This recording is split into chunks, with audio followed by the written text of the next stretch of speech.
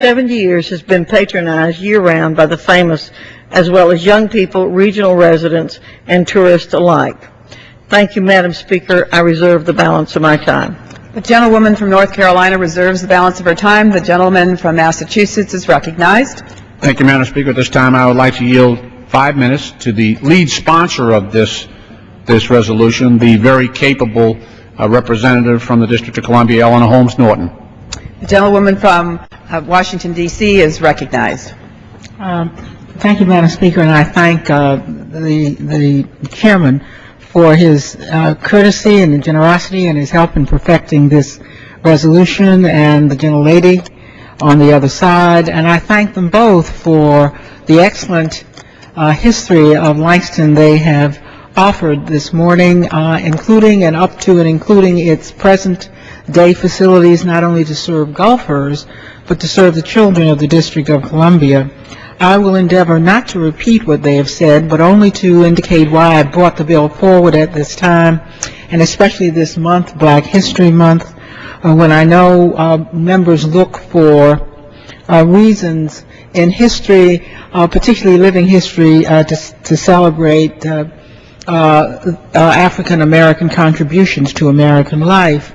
So why do I choose a golf course? I, who doesn't know an iron from a tee, I choose a golf course because I am in such great admiration of this golf course, which has served the people of the District of Columbia for now over 70 years, and was started even before I was born, when young women, apparently, not the male golfers who dominated then and predominate now, but insisted that there had to be somewhere for African Americans to play golf.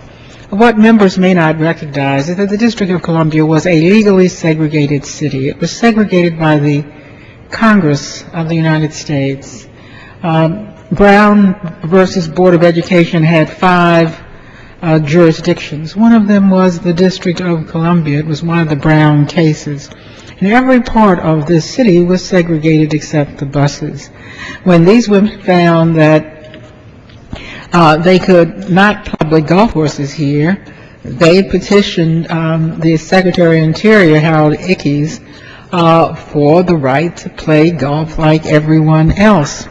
The federal government did something that it has never done before and never done since. It started a segregated golf course. The federal government did not do that. It didn't have facilities at all, and it did not 70 years ago buy into Jim Crow. This was long after the Civil War.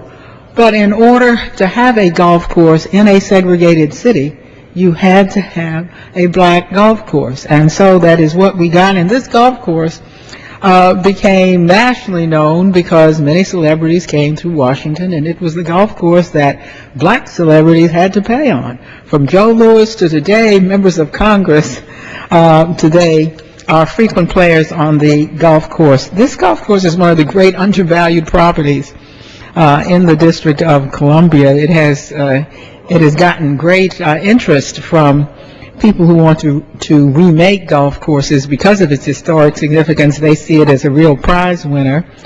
My hat is off to Jimmy Garvin, whom you have mentioned in your remarks.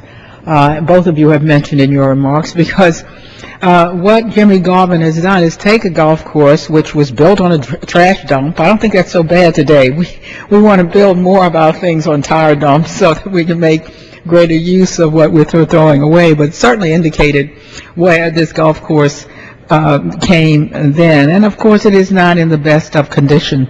I have also introduced the Golf Course Preservation and Modernization Act of 2009, and long ago I recognized that the federal government and the National Park Service were not in a position to make this into a Class A golf course, but along with East Potomac Park and Rock Creek golf courses, imagine a city with 3 golf courses. My bill would indeed form a public-private partnership, so that the money would essentially come from the private sector. So if we look at Black History Month as a way to celebrate not only where black people have been, but where they are, it's important to understand the institutions that that they revered